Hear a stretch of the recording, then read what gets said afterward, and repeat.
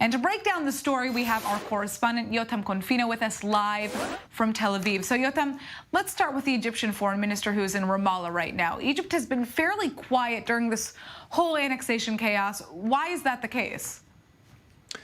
Well, for one thing, Natasha, Egypt's President al-Sisi has other things on his mind than Israeli annexation plans. It is simply not a priority for him.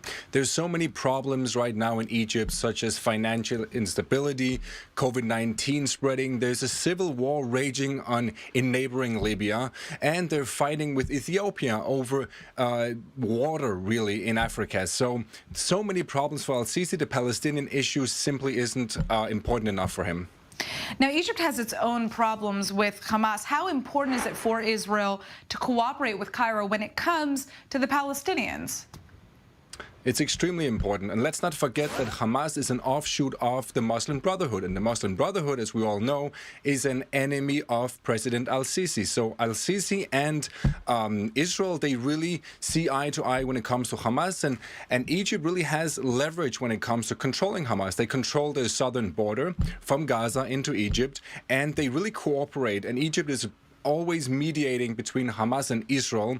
Every time there's a conflict, it's Egypt that is really there to mediate. So it's very important for Israel and vice versa for Egypt to have this relationship. Right now, Fatah and Hamas, they're going to be holding what they call a historic rally in Gaza against annexation. This is quite significant, right, that they're coming together?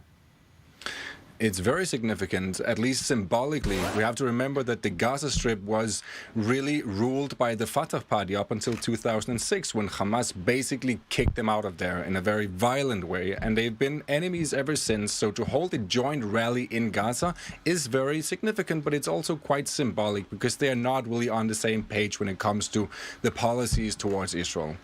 Now, where is annexation currently on Israel's list of priorities? I mean, clearly the coronavirus pandemic is what is, on everybody's minds. Is this issue now on the back burner?